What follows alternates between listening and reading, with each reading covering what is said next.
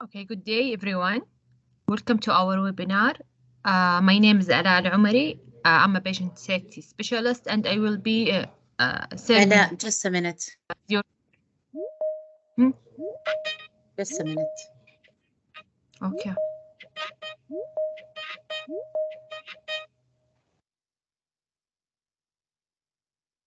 You can start now. Good day, everyone. Welcome to our webinar. My name is Ala Al-Umari. I'm a patient safety specialist, and I will be serving you today as your moderator. Kindly note before I start that you can write your question in the Q&A panel, so our speaker will answer them at the end of the presentation. You will be hearing today a presentation from Dr. Sarah Garfield. She will be speaking to us on patient and family engagement in medication safety. Dr. Sarah has over 25 years experience in health services researches with a specific qualitative expertise.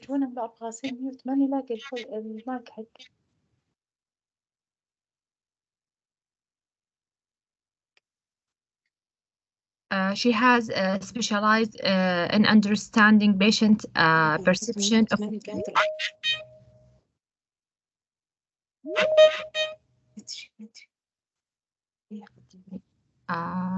أستاذة هبة في مشكلة في ال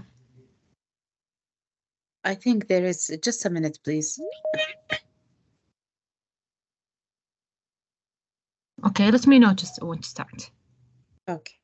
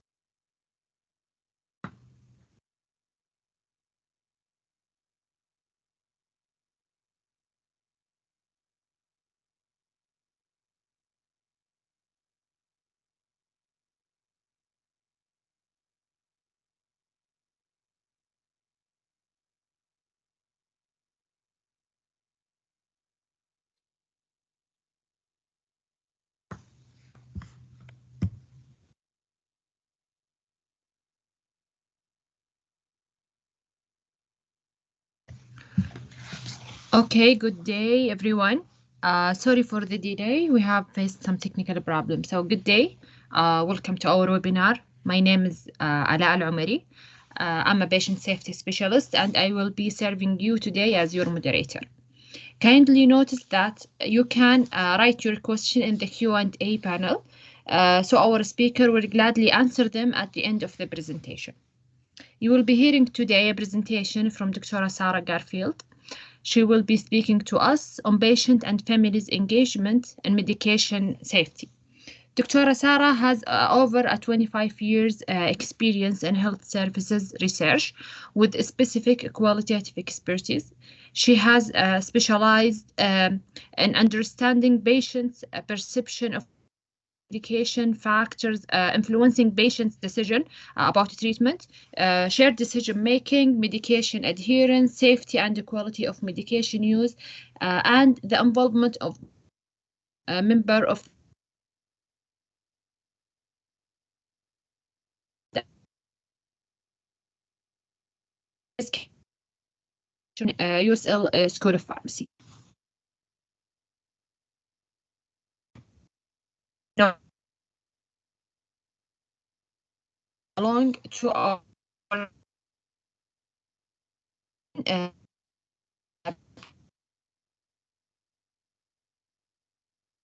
Dr. Hi, thank you for that introduction. So I'm going to be talking about patient and family involvement in medication safety, which is the area that I specialise in. And first I wanted to just introduce, in case people hadn't heard of it, the WHO Global Safety Challenge in Medication Safety.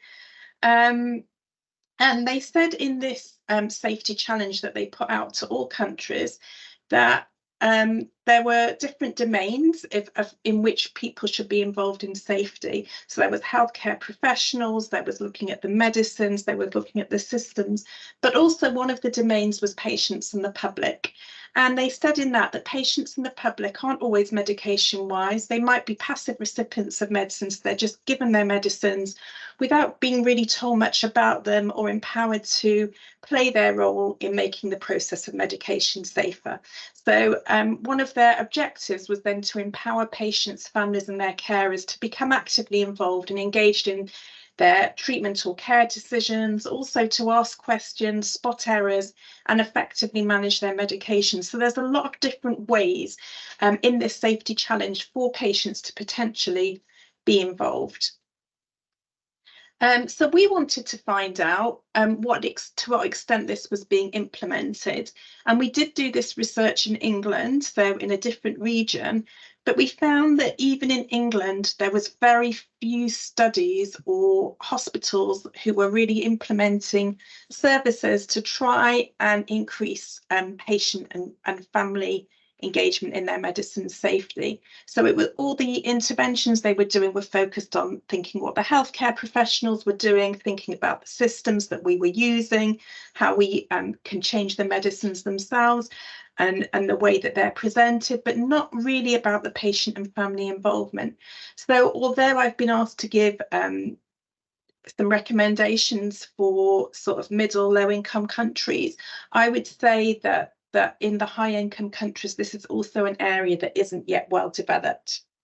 So I'm going to talk to you through some of the work and research I've done in this area, which has really helped to show how we could potentially get better at engaging patients and their families in their medication safety. And as I said, all this work has been done in the UK setting, but you'll see that a lot of the findings will be transferable. There isn't anything high tech. It's all about the way that we talk to our patients and the way that we empower them. So this was a piece of work that we did, and we did it back actually in 2022. That was published. So it's some quite recent work in which we wanted to find out what concerns people had about medicines. So in order to really help people to engage with their safety, we need to find out what their concerns were. So we looked at what healthcare professionals said their concerns were, and we also looked at people who had complex needs and thought, what were your concerns about medicines? And then asked the healthcare professionals what they thought were the concerns about medicines with people with complex needs. So with complex needs, we mean people who were taking lots of medicines and or had multiple conditions or had additional issues that made it difficult for them to take their medicines or might make it more difficult. And we found the healthcare professionals said their main concerns was that patients and carers need more training. So we need to tell them more about their medicines so that they know how to take them safely. But on the other hand, more of the patients and their families actually wanted to know are these medicines safe? So, you know, are they safe to take with their other medicines? Are there interactions? Or, you know, what side effects are these medicines causing me? Or are these symptoms I'm experiencing because of the medicines I'm taking?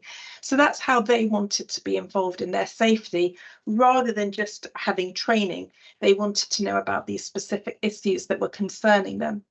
And it occurred to us when we were doing this research that actually some of these things we could, as healthcare professionals, tell patients and their families about. So it would be probably usual practice in most countries for people to be checking whether the medicines they're prescribing interact with what patients are already taking. So if we told patients and their families that actually, I've checked, this is okay to take with your other medicines, while we were doing that process, then they would know that that process has been done, and it would empower them to feel that their medicines were safe, so they would feel safer. And it would also empower them, maybe if they got used to being told that and they weren't once, you know, then it would help them to have that conversation, so to remind the healthcare professional that they needed to check on that.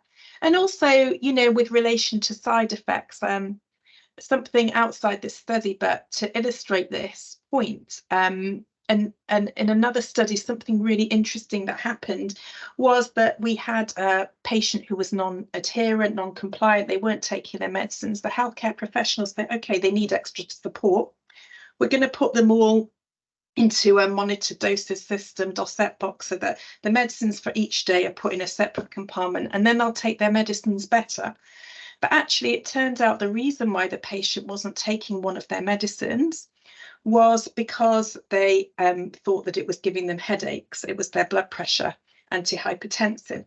So then when they were presented with this box, which was meant to help them to take their medicines better, they couldn't identify which medicine it was anymore, and that was giving them the headaches. So they stopped taking their medicines, all the medicines, to make sure that they weren't going to take this medicine that they didn't feel was good or safe for them. So by talking and engaging with our patients, with their families, rather than just deciding that we need to on what training and support that they need, without those conversations, we can help to build that partnership with our patients, with our families, in making their medicines safer and more appropriate for them. I just wanted to also talk about this other study we did, where we actually went into hospital wards. We watched consultations that went on between doctors, nurses, pharmacists, and patients. And we watched how they involved the patients in those consultations. And as was mentioned in the introduction, I do some work involving members of the public in my research. So we got some people who had been patients to come on the ward with us and watch what was happening.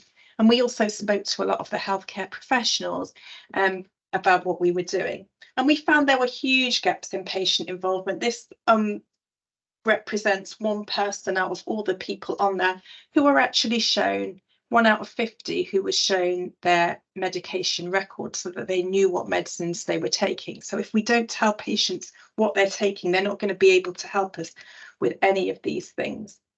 And patients didn't necessarily say that they were being involved in their safety. They said, okay, when we asked them, that's something for the doctors and the healthcare professionals to do.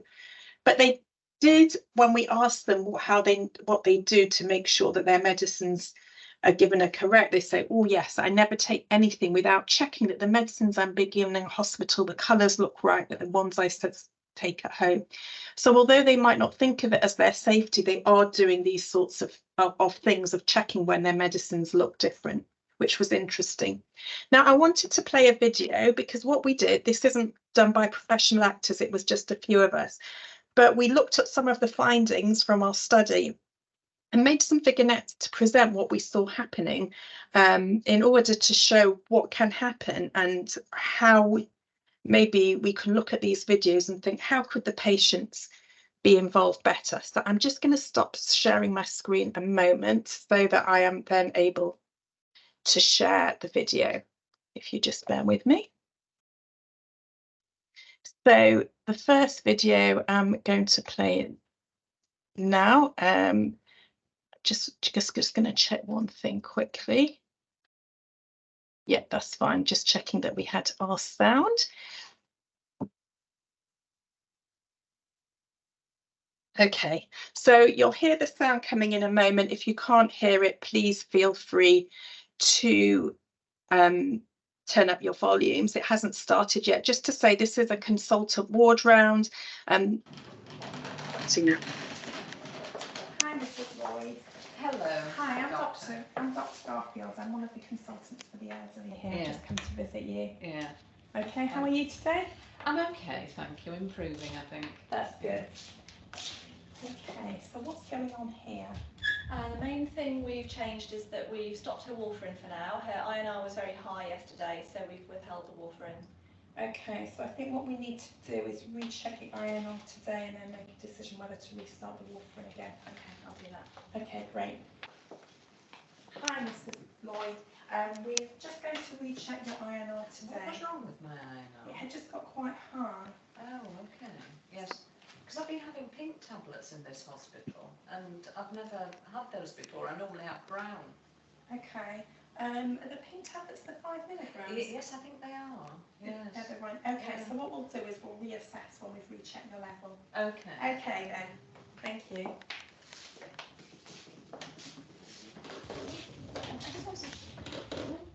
I just wanted to check with you actually. The atorvastatin has been stopped, and I couldn't see a reason documented as to why it had been stopped. Do you know? Right. Do you know why that is? Why has the atorvastatin been held? I don't know. It was the other junior doctor that stopped that, but I wasn't on shift. I don't know why. Okay, so that was Dr. Clark, wasn't it? I'm actually going to see him because he's on tonight, so I'll check with him then. Okay, thanks.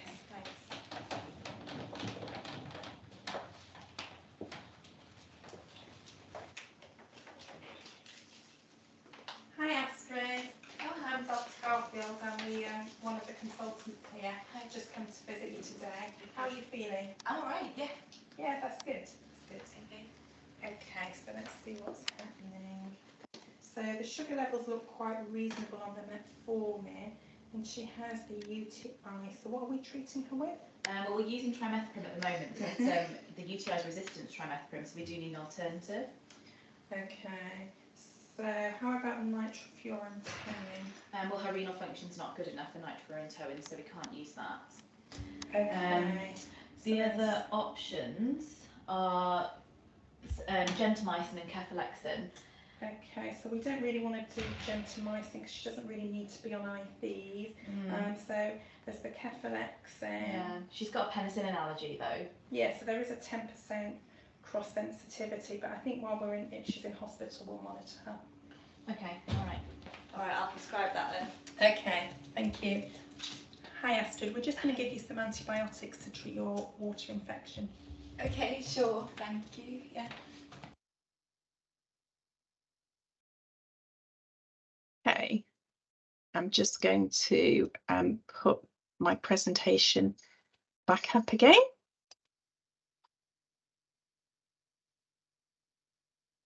Okay, so, you know, if you think about that and think about what might have gone well in terms of engaging the patient safety and what didn't, here's some key messages that we found.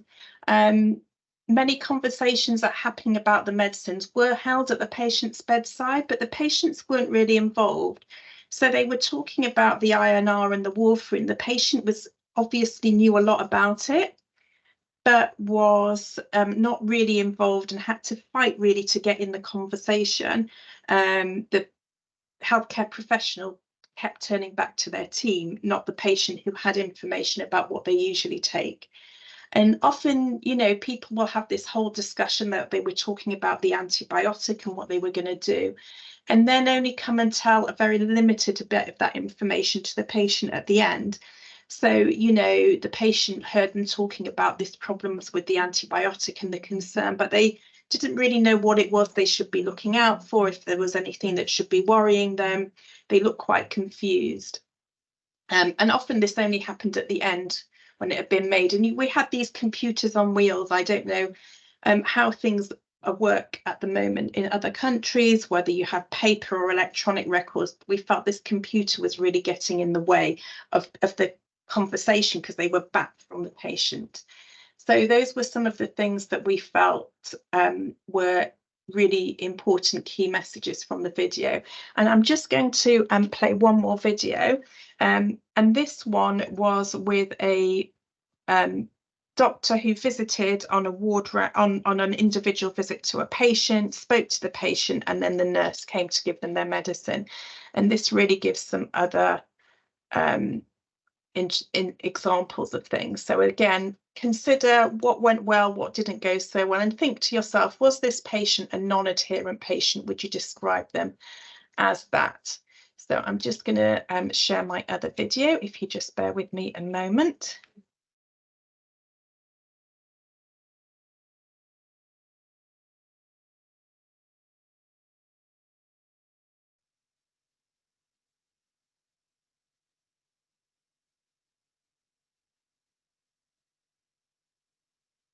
Hi Fran, how are you doing? Hello. I'm okay. Yeah? Yes. Did you have breakfast this morning? Not yet. No, you haven't. Okay. I just wanted to ask you if you'd how you've been and if you've opened your bowel since the operation. The operation was 3 days ago. Wasn't Yeah. it? No, I haven't actually. Oh, okay. No. Okay. So do you want me to prescribe something for you, some laxatives that will help you go? I'd rather not, because you know I've got a stent, a fast expanding stent, and I find with laxatives I often get diarrhea, and it's really very, very painful. Okay. I would rather do it the natural way. Oh, like right. walking and drinking water. Okay. Please. Okay, yeah. Well, as you say, it is better to do it the natural way. Yes. All right then, well, we'll see how you go. Okay. Yeah? Thank All right. you. Okay, see you Thank later. you. Senna, 2 tablets at night time, and lactulose, 10 mils twice a day.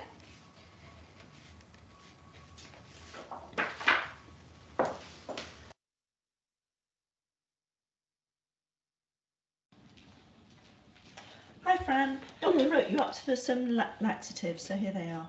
Oh, no, I spoke to the doctor this morning, Yeah. and she agreed with me that it'd be much better to do it the natural way, because you know the stent I have, it's a fast expanding stent, and with laxatives I get diarrhea, and it's very, very painful.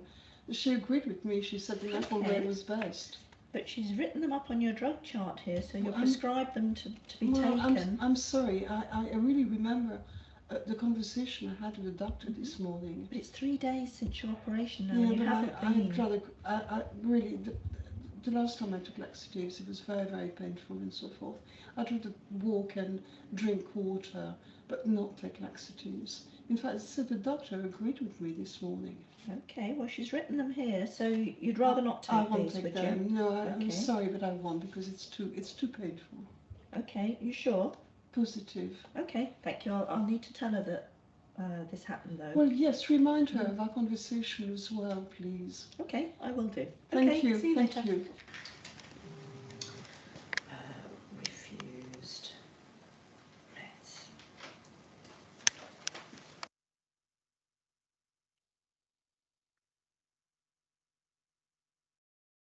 Right. Okay, I'm just going to go back to sharing my other screen.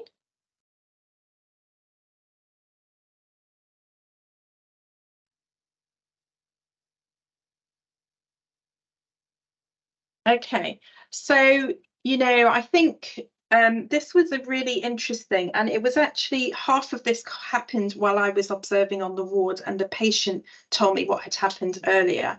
So, I think sometimes as healthcare professionals, we don't always necessarily listen to the patient and deal with their concerns, or communicate with each other, because the doctor hadn't told the nurse that the patient didn't really want to take these laxatives. And the patient had to be really assertive in keeping saying she didn't want to take them. And she did say to me that, other people, they're really unwell, they wouldn't persist, they wouldn't do this, they would take something that was unsafe for them. So that was a really important message, I think, that she gave to us as the research team as well. We also thought, because we're talking also about family members, and when we talk here, I talk about carers, I'm talking about the informal carers, so the family, the friends that help people with their medicines. What we found in this study is that ward rounds, the drug administration, giving the medicines, often were conducted outside visiting hours.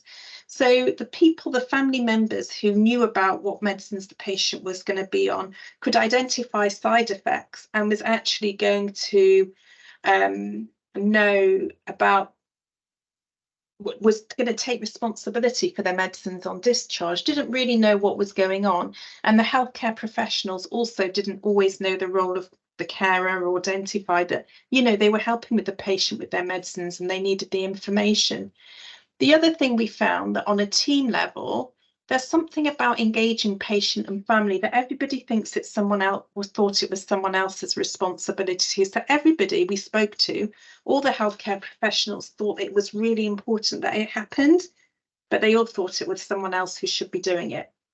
And really some of the quotes here from the interviews when we spoke to them show why that might be, because nobody felt that they really had all the knowledge about how to then talk to the patients about their medicines and answer any questions that they wanted to ask.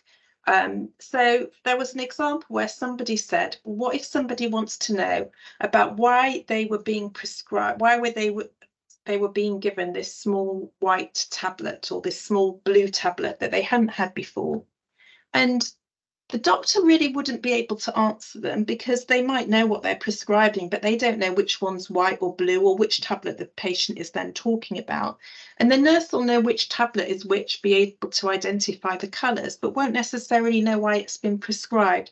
So there was a bit of a mismatch where nobody had the full picture, and so nobody really wanted to take the responsibility because they were worried they wouldn't really be able to answer everything that the patient said. And we also found another barrier to involving patients and family in their medication safety was that there were conflicting priorities within the system. So there is, obviously, we saw from WHO, lots of people in their policies say that we should be involving patients and families, but the systems aren't always set up quite right for that and to make that a priority.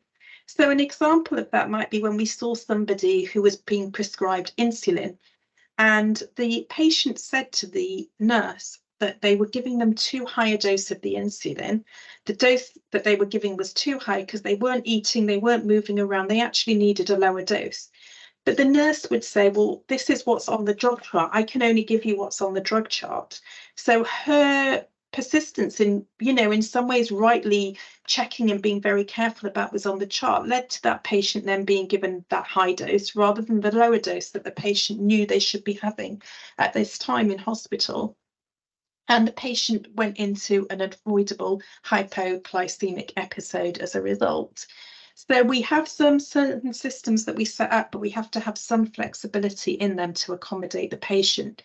The other thing we did after doing this study is we made these infographics in which we had key messages, both for healthcare professionals, for carers, and for patients as well.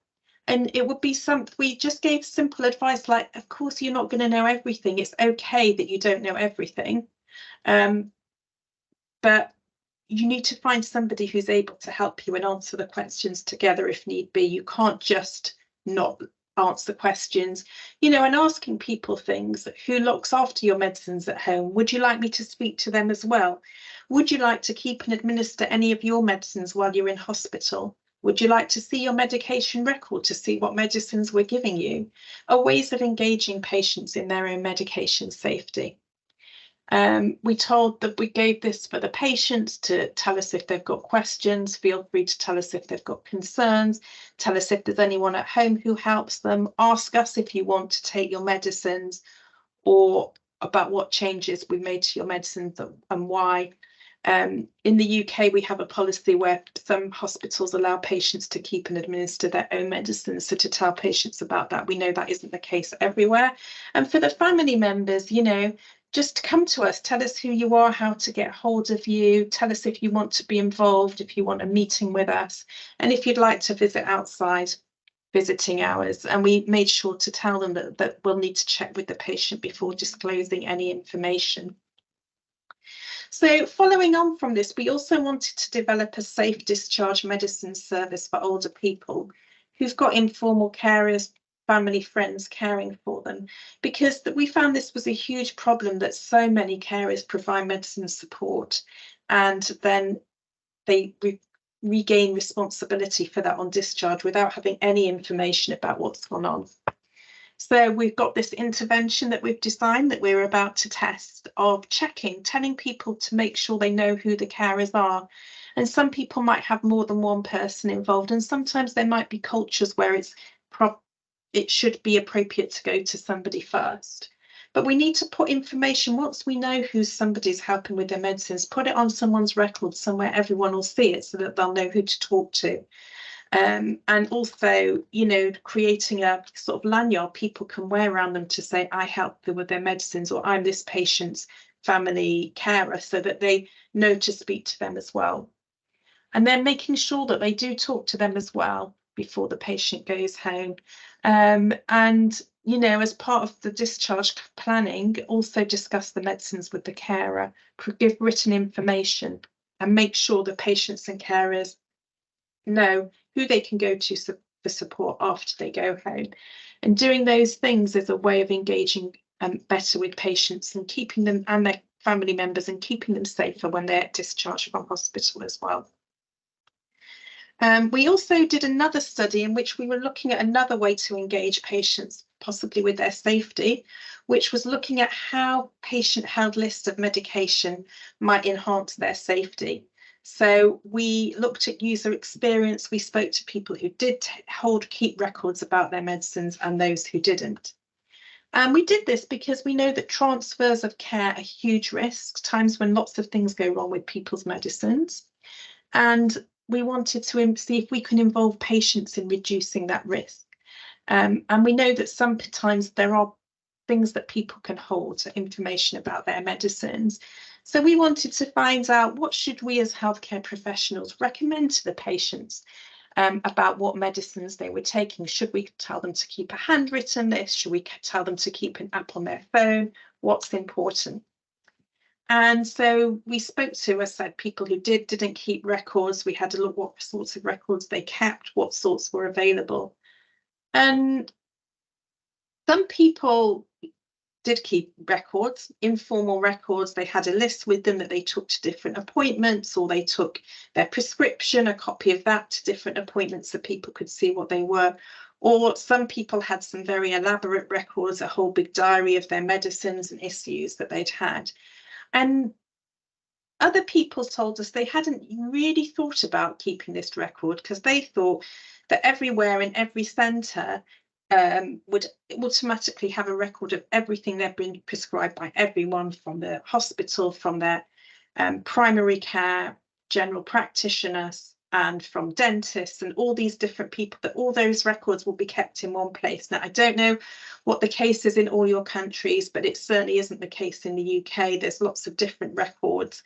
You know, not everything's joined up. So once people realised that, then they knew that they could start keeping their own records of their medicines, take them with them between appointments, have them with them all the time in case of an emergency.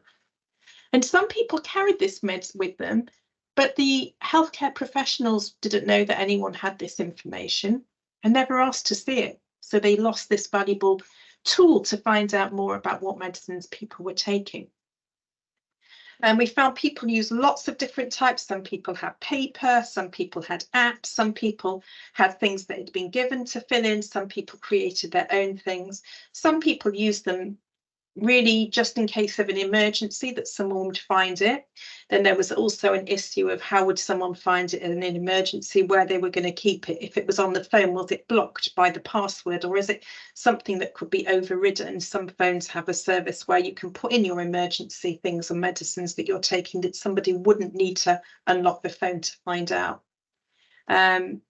People used it for communicating with healthcare professionals sometimes, and sometimes they used it for other things, like to help them remember what to take and to use it to help them take their own medicines. Sometimes people just use the notes for themselves to remind them when they were talking to healthcare professionals, and sometimes they actually showed the things to healthcare professionals. So those are really quite a few of the things that we found. And following that, our recommendation wasn't so much that we were going to then have one sort of patient-held record that we should have that would then be shared with everybody, and that everyone needed to have the same, because everyone had their own ways of doing it, and everyone had it in a way that worked for them and helped improve their own safety. And we had some people who didn't necessarily have they didn't necessarily write in it themselves. They devised a record and then they took it round and asked the healthcare professionals to write in them because they didn't feel they knew all their medicines. And there are other people who were very onto what they were taking and wrote in it themselves or took their own records. And we are here looking at lists, not so much ones that patients couldn't edit, but ones they could edit themselves. They could add in notes. So some people added in some notes about how they like to take their medicines, and what worked for them, what didn't, what kind of day they took it on. They might have notes about things that they knew they were intolerant to and couldn't be prescribed that they could then tell the healthcare professional about. So finally, really, just to give some recommendations, and then I want to leave some time for questions. So I think a lot of the thing is to just remember always to listen to the patient, and to remember that the patient's the only person who's there every time something's prescribed, something's given, or something's taken. Everyone else will only have part of the picture. So the patient is the one who has that full information. So we shouldn't, as healthcare professionals, dismiss what they tell us. We should engage with them, share conversations with them, let them tell us if they have any concerns, and also obviously to ask questions that they want to know about medicine, so it becomes a joint process. Also to ask the patient what they want to know. So, you know, some people might want to know more than others. Some people might not be very well and just want to be told what to do. Other people might want to have more control and feel that they want to be involved in the decisions that are made about their medicines. So finding out what the patient wants to know on an individual basis is really important. Involving the family members, not just the patients. So finding out what is it that the patients, who helps them look after their medicines, and what role do they have, and what do they need to know in order to work with you to keep the patient safe. And, you know, recommend that people do carry information around with them about their medicines in a way that can be easily accessible, that they can partly use for themselves to help them with manage their medicines, also, you know, to know when to reorder them, all those things. But also in order to be able to tell you and tell healthcare professionals, make sure we know all the medicines they're taking so that we can more safely prescribe and give medicines. Okay, I'm going to stop sharing my screen now, and I'm happy to take questions. Thank you, Dr. Sarah, for the amazing presentation. Dear participants, you still have time to write your question in the Q&A panel. And so now, Dr. Sarah, we have our first question is, how can we assist or measure patient and family engagement? Okay, so if you want to assess how patients are engaged, first of all, you've got to think about what sort of things, what do you call engagement? So what is it that's going to be important to measure? Are you measuring the effect that it has, for example, on patient safety and outcomes? So in that case, you can, you know, think about your general medication safety things that you want to measure, put an intervention in place, and then see if that increases or decreases. So that's about how it affects outcomes. Sort of as a, you know, for example, you know, is the list, do people have a more complete list of medicines at Medicines Reconciliation where the patients and carers involved? than where they're not involved. So it's putting an intervention in place and then seeing what effect it has. I think the other thing to consider is, you know, what we're calling safety. You know, there's also something that patients have told us about called psychological safety. Do they feel safe? So it might be there isn't any actual problem, but they don't feel safe because they don't know that. So, you know, measures of how safe patients are feeling is another way of measuring safety, as well as the safety outcomes that we would think about as healthcare professionals. You know, there's tools for things like, you know, looking about how involved patients were in a decision making in a consultation as well.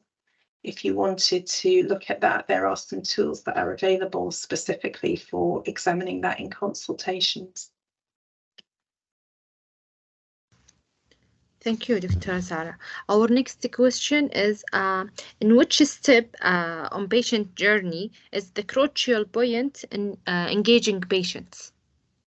I think that's a difficult one to answer, because for patients, there isn't just one crucial step. They might want to be involved all the time. So I think if you want to think about how to involve the patient, then a good thing to do is to ask the patient when they would like to be involved, because it might be affected by how very ill they're feeling at certain times than other times. But I would say some of the crucial points are the ones where we know that safety is really often compromised, like transitions of care, because during transitions of care, things can often go wrong with medicines. So involving them at those points, at admission, at discharge, or when they've just had an outpatient appointment and coming back, to make sure that you know exactly what's happened and that their medicines are reconciled, I would say is one of the crucial points. But I would say also, whenever you're prescribing, whenever you're changing or stopping a medicine, those are other crucial points to involve patients and their families in their medication safety. Thank you, Dr. Sarah. Our last question is, how can we encourage patients to ask a question and to share their concern about their medication? I think the best way to encourage someone to do something is to be open to them doing it. And often people don't ask questions because they don't know that they can. They don't feel that they're able to, or they've had previous experiences where they've tried to ask questions and they've been very pushed back. So I think, you know, just saying to the patient, do you have any questions? Feel free to ask me anything, and ask it in a way that you're just not asking it as a tick box exercise, but that you're asking that question because you genuinely want to know. I think that that encourages people. And if it's something that maybe people aren't used to doing, in different cultures, people might feel that, you know, it's the doctor and they don't have a right to ask questions. You know, you might need to sort of gradually change things by encouraging people and making them feel that, yes, it's not that you don't have expertise, but you want to work with them to make sure that the medicines are right for them. And if there's any concerns they have, then they can let you know and you'll do your best to address them. I think it's just about being genuinely open with people and showing them that you'll listen to them when they do ask questions. Thank you, Dr. Sarah. This is the last of our presentation. On behalf of the Saudi Patient Safety Center, we would like to thank Dr. Sarah Garfield and the audience for their active participation. As a part of the Saudi Patient Safety Center effort to provide you with timely topics and interesting speakers, we'd appreciate if you would fill the evaluation survey that will be sent to your email after this session. Thank you for joining us today, and we're looking forward to welcome you in the future webinars. Thank you, Doctora. Thank you, all the participants.